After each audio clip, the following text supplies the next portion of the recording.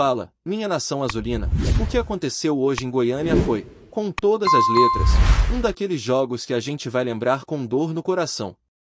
Não foi derrota no placar, mas foi uma derrota moral, uma daquelas que machuca mais do que perder de 3. O clube do Remo empatou com o Goiás por 1-1, mas poderia e deveria ter voltado para Belém com os 3 pontos na bagagem. E eu vou explicar o porquê, com todos os detalhes. Desde o início, a sensação era de que o jogo estava ali, servido na bandeja. O Goiás entrou em campo com aquele futebol burocrático, previsível, carregado de cruzamentos para dentro da área, sem variação ofensiva, sem criatividade. E mesmo jogando fora de casa, o Remo foi superior durante boa parte da partida. E não é só opinião de torcedor, não. A gente estava lá, dentro do estádio, no setor de imprensa, vendo tudo ao vivo. E não teve um jornalista, nem os próprios torcedores do Goiás, que acreditaram no que aconteceu. Todo mundo olhava e perguntava, como é que esses caras perderam esse gol? E a pergunta era justa. O Remo foi montado para jogar no contra-ataque. A comissão técnica do Antônio Oliveira fez a leitura perfeita da partida. Era jogo para se defender com organização, forçar o erro do adversário e acelerar quando roubasse a bola. E deu certo. Foram pelo menos 4 chances claras criadas só no primeiro tempo. E o gol saiu, é verdade. Pedro Rocha aproveitou bem uma das oportunidades e colocou o Leão na frente. Gol merecido, gol construído com inteligência, gol de um time que parecia entender o tamanho da responsabilidade que tinha naquele jogo. Mas aí, meus amigos, começou o festival de gols perdidos. E quando eu digo festival, é porque foi uma sequência vergonhosa. O mesmo Pedro Rocha que fez o gol, teve 2 chances claríssimas logo depois. E não finalizou com convicção. Teve também o lance do Dav, que mesmo parecendo impedido, perdeu um gol feito embaixo da trave. E o mais absurdo de todos, Janderson, com o gol aberto, conseguiu perder uma chance que até agora ninguém entendeu. E olha que ele entrou com gás, com espaço para jogar, mas a bola parecia pesar 1 tonelada no pé dele. O torcedor que estava no estádio se olhava em choque. Era uma expressão coletiva de incredulidade. E aí vem aquela velha máxima do futebol, quem não faz, leva. Não tem como fugir disso. A gente provocou os deuses do futebol hoje. Cuspiu na cara deles, como diz o ditado. A Vitória estava lá, pedindo para embarcar com a delegação de volta a Belém, mas o Remo pareceu dizer, não, pode ficar por aqui mesmo. O empate veio no segundo tempo, num vacilo defensivo que, apesar de decisivo, não foi o maior problema do jogo. A defesa vinha muito bem. O sistema defensivo estava sólido, firme, encaixado. O vacilo num cruzamento poderia ter acontecido em qualquer jogo. Mas não é por causa disso que o time deixou de vencer. O problema real foi a falta de eficiência lá na frente. A gente teve a faca, o queijo, o prato e ainda assim conseguiu derrubar tudo no chão. Agora, se tem uma coisa que não dá para fazer hoje é colocar essa partida na conta do treinador. O Antônio Oliveira armou o time de forma coerente, entregou uma estratégia ajustada ao cenário do jogo e teve coragem de fazer as mudanças que achou necessárias. Quando percebeu que os atacantes estavam desperdiçando todas as chances, ele tentou fechar a casinha. Tentou garantir pelo menos a vitória magra, de 1-0, que seria justíssima. Mas aí vem aquela coisa, se o cara olha para o banco e não tem um nome confiável para mudar o jogo ofensivamente, o que ele vai fazer? Colocar o Visu para jogar de centroavante? É isso que a gente tem? A entrada do Reinaldo, por exemplo, foi claramente uma tentativa de dar mais segurança, de puxar o time para trás e matar o jogo na defesa. Não funcionou, mas não dá para chamar de erro tático. Foi uma escolha lógica, dentro do cenário que se desenhava ali.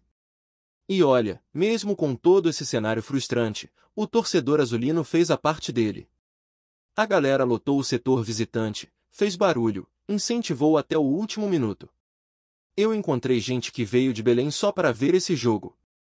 Conheci torcedor que saiu de outro estado, pegou estrada, avião, ônibus, tudo só para estar ali com o time.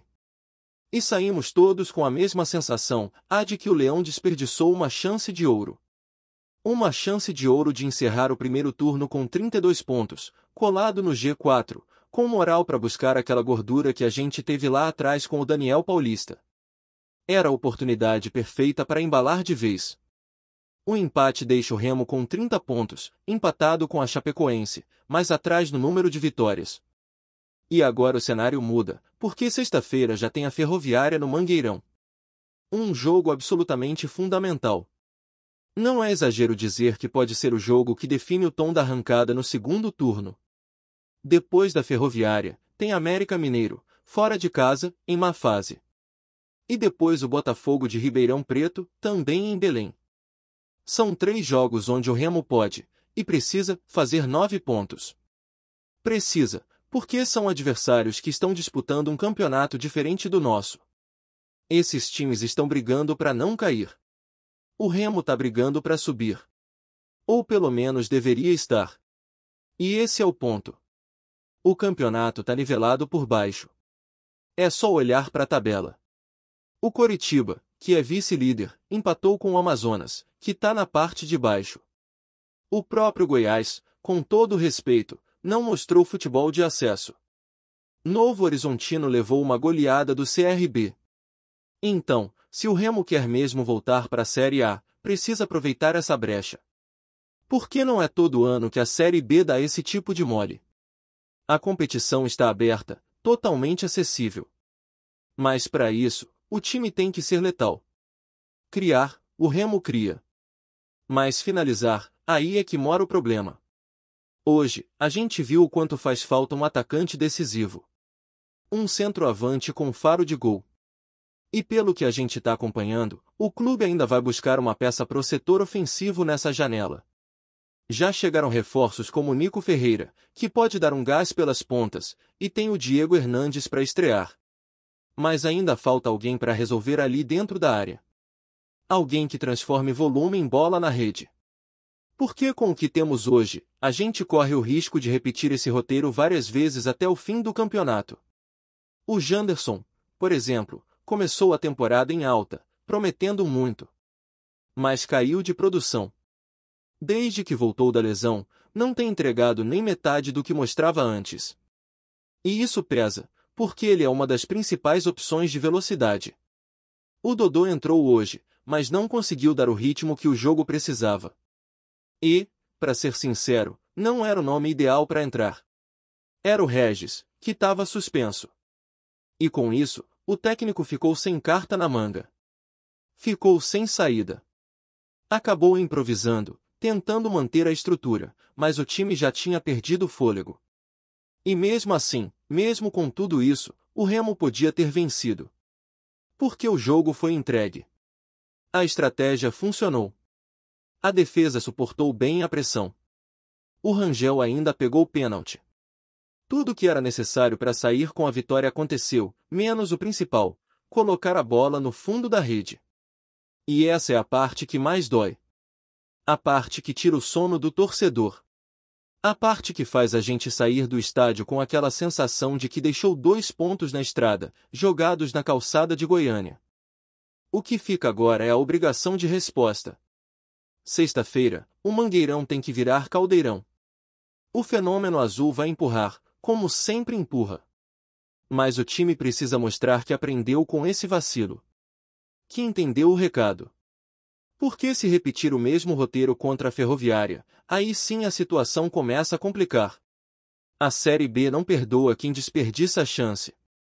Ainda mais num campeonato tão equilibrado como esse. Então, que fique a lição, não dá para brincar com a vitória. Não dá para perder gol debaixo da trave. Não dá para deixar escapar 3 pontos como foram deixados hoje. Porque no final da competição, cada ponto vai fazer falta. Cada gol perdido pode custar o acesso. E se o Remo quiser realmente voltar para a elite, vai precisar ser mais do que competitivo. Vai precisar ser cirúrgico. E isso começa agora. Na próxima rodada. No Mangueirão.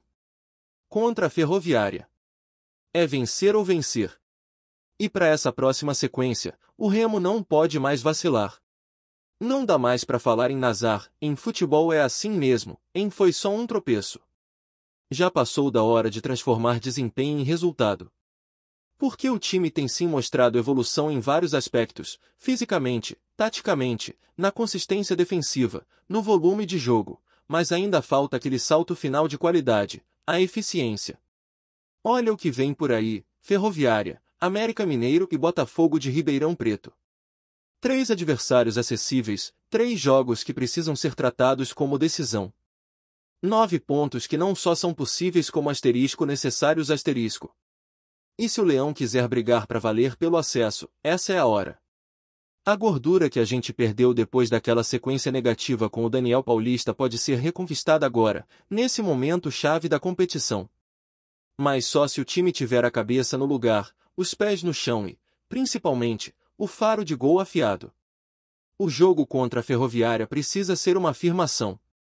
Não só pela tabela, mas por tudo que representa. É confronto direto com um time que luta contra o rebaixamento. É jogo no Mangueirão, com apoio em massa do Fenômeno Azul. É a chance de mostrar que esse empate contra o Goiás não vai contaminar o vestiário, não vai abalar a confiança, não vai frear o crescimento que o time vinha apresentando. E o técnico Antônio Oliveira sabe disso. Ele, que já vem demonstrando leitura tática apurada, vai precisar ser também um bom gestor de ambiente, de clima de grupo. Porque é nesses momentos que um elenco mostra sua maturidade. Ou se abate, ou reage. É preciso também cobrar da diretoria. A janela de transferências está aberta e o Remo não pode perder tempo. O torcedor cansou de ver time competitivo que morre na praia por falta de peças decisivas no elenco. Já chegou o Nico Ferreira, uruguaio de boa movimentação pelas pontas, chegou o Diego Hernandes, que também pode agregar. Mas o que mais salta aos olhos é a necessidade de um centroavante. Não dá para contar apenas com improvisações. O time precisa de um finalizador nato. Um cara que não trema cara a cara com o goleiro. Um camisa 9 de verdade. E isso tem que ser prioridade agora. A diretoria sabe o tamanho da missão. E a verdade é que, com o campeonato do jeito que está, essa é uma das melhores oportunidades dos últimos anos para o acesso. Não tem nenhum bicho-papão na Série B. Não tem supertime. A competição está nivelada por baixo, e isso torna o caminho mais aberto para quem tiver regularidade. Basta olhar a campanha dos outros candidatos, todos oscilando. Uns perdendo jogos em casa, outros empatando com times da zona de rebaixamento. Então, se o Remo tiver um mínimo de consistência e começar a empilhar vitórias contra os times da parte de baixo, vai chegar no G4 com força. E não é só uma questão de pontuação. É também de mentalidade. O Remo precisa entrar em campo nos próximos jogos com o espírito de decisão. Tem que ser um time que impõe respeito, que pressiona desde o primeiro minuto, que transforma cada jogo no Mangueirão em um inferno para os adversários. Porque a torcida vai comparecer. Isso já está garantido. O que o torcedor quer é a entrega. É ver um time com sede de vitória. Com vontade de matar o jogo quando tem a chance. E não desperdiçar chance atrás de chance como foi contra o Goiás. E quando a gente fala em eficiência, não é só na hora de finalizar. É também nas tomadas de decisão. O último passe, o cruzamento bem feito, a escolha certa entre chutar ou tocar. Hoje, o Remo ainda erra demais nesse aspecto. Muitas jogadas promissoras morrem por preciosismo ou por afobação. E aí a gente volta ao ponto da maturidade. Futebol é muito mais do que correr e marcar. Futebol é pensar o jogo. E o elenco do Remo tem qualidade para isso, mas precisa executar melhor. Precisa ser mais frio. Outro ponto que precisa ser falado é sobre a confiança individual de alguns atletas. O Janderson, por exemplo, começou o campeonato voando. Era um dos destaques do time. Mas depois da lesão, caiu drasticamente de rendimento. Parece inseguro, travado, sem confiança nas tomadas de decisão. E o ataque do Remo não pode se dar ao luxo de ter peças importantes em baixa. Porque as opções são limitadas. A diretoria vai ter que olhar com carinho para isso. Ou recupera esses jogadores no dia a dia, com trabalho psicológico e técnico, ou vai ter que buscar novas soluções no mercado. Porque não dá para depender de jogador que oscila tanto. E tem também o caso do Dodô. Entrou no jogo contra o Goiás, mas não conseguiu mudar nada. Foi um jogador que entrou mais para manter posse do que para agredir. Só que o momento pedia outra coisa. Pedia ousadia, verticalidade, alguém para chamar a responsabilidade. E aí vem a reflexão: o banco do Remo hoje tem esse tipo de jogador? Alguém que entre e decida? A resposta, pelo visto, é não. E isso é preocupante. Porque numa Série B longa e desgastante, você precisa de banco. Precisa de profundidade. Se não, chega no segundo turno com um elenco estourado, física e emocionalmente. Agora, se teve uma coisa que não decepcionou nesse jogo foi a torcida. Que coisa linda foi ver aquele setor visitante tomado de azulinos. Gente que saiu de Belém, gente que mora em outros estados, famílias inteiras com a camisa do Leão empurrando o time do início ao fim.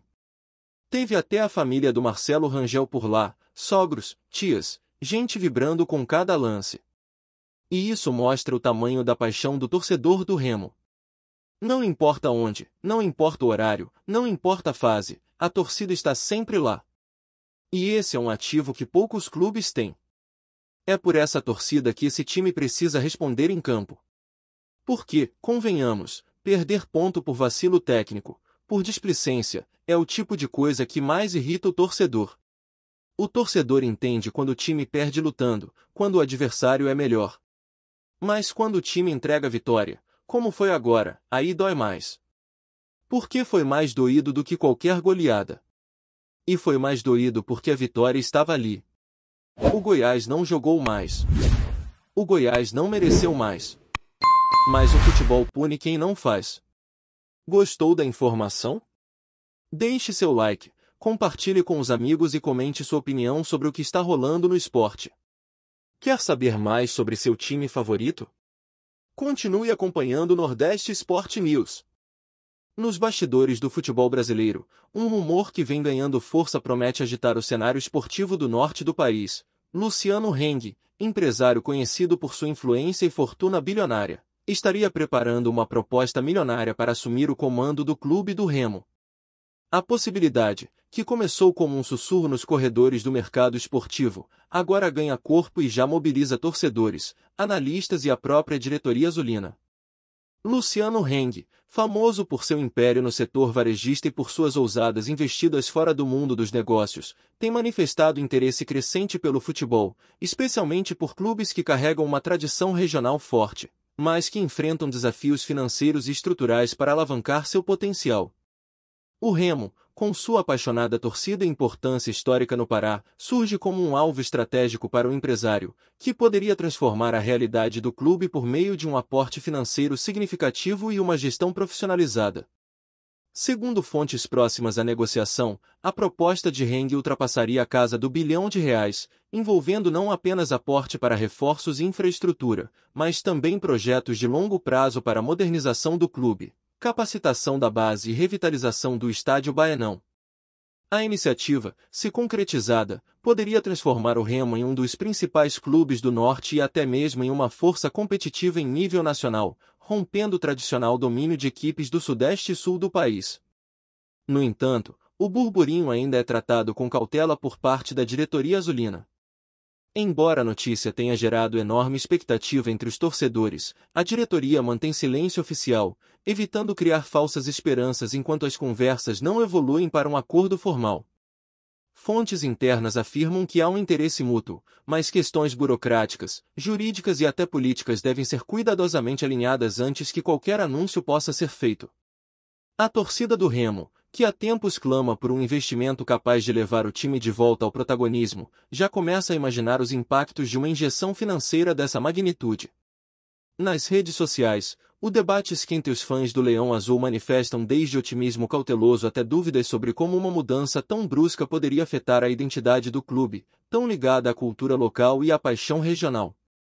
Especialistas em gestão esportiva destacam que o ingresso de um investidor bilionário, sobretudo alguém com o perfil empreendedor de Luciano Heng, poderia ser uma revolução para o futebol da região norte, muitas vezes esquecido pelos grandes investimentos do futebol brasileiro.